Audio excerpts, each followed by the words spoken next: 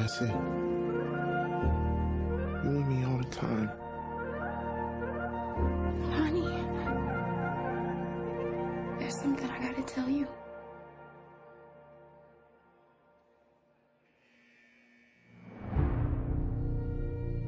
We are drinking to new life. Tish gonna have Fonny's baby. I hope it's a boy. Come on over here, daughter. You're a good girl, and I'm proud of you. Don't you ever forget it. And who's gonna be responsible for this baby? The father and the mother. When I hold you in my arms, I gotta hold our baby in my arms. We'll find a way.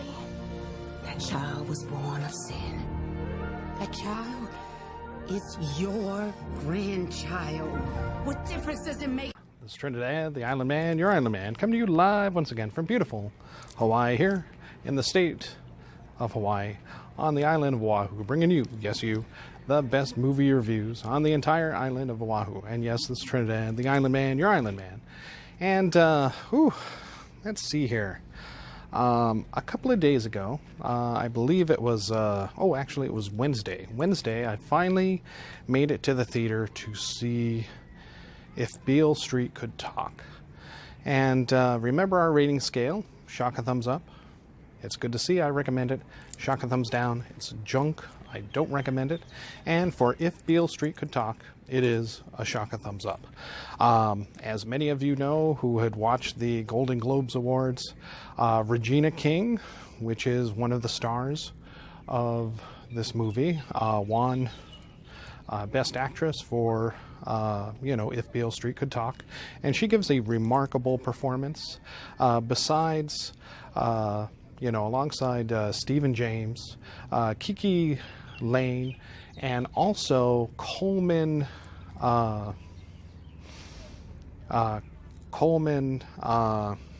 Domingo, who I have only seen him on Fear the Walking Dead, who plays the character Trask. And I was always fascinated by his work in that, and I don't believe I'd seen him in anything else, so it's good that he's getting out, especially in a prominent movie like this. But essentially this is a love story set either in the late 60s, early 70s, between Stephen James and Kiki Lane's two characters. Childhood friends, living in the same neighborhood since children. Eventually, they fall in love with one another and are able to get together and begin a new life there in New York. However, unfortunately, tragedy takes place as Stephen James' character is framed for a crime that he did not commit, unfortunately. This is the second outing for director Barry Jenkins since winning the Academy Award for Best Picture for his last year's work of Moonlight. And this has very similar tones to that, being in that it's talking about, the racial divide, whereas in Moonlight it was the racial and sexual divide, and stereotypes between that. In this one, it is the racism that is prevalent in the American justice system, whereas basically one bad cop can easily destroy a single person's life just in a he says, she says kind of scenario.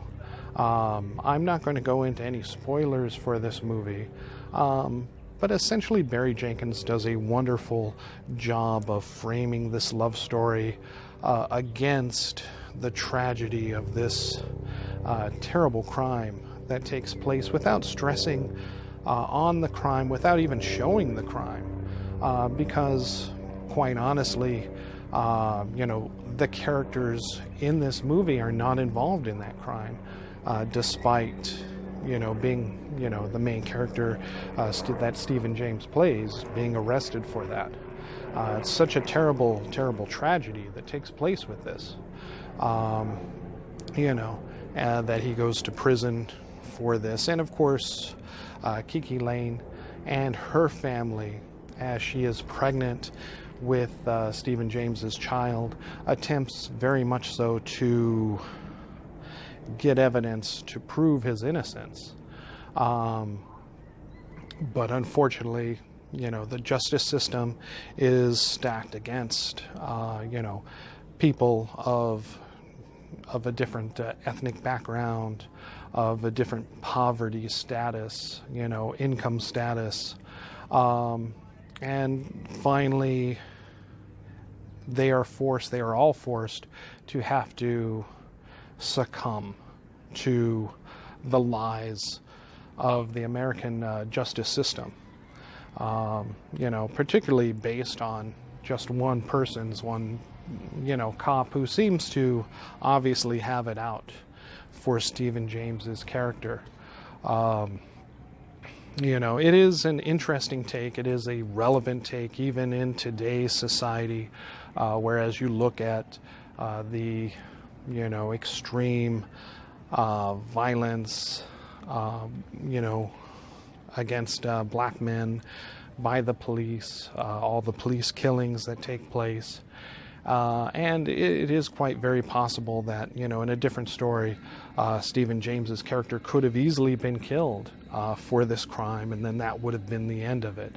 However, there is, the only slight hope in this entire movie is that he eventually takes a plea bargain on a crime that he doesn't commit. So eventually he is able to get out and see his family. But again, Barry Jenkins does a wonderful, vivid tale of two people's lives, forges a great love romance between the two.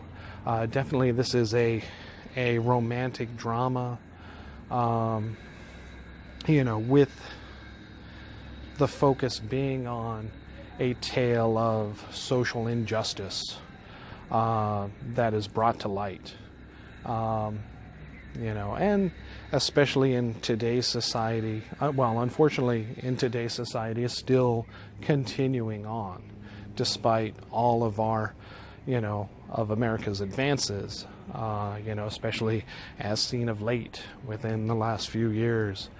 Many things have gone, back, kind of regressed, and I hate to admit it, that possibly that is the case.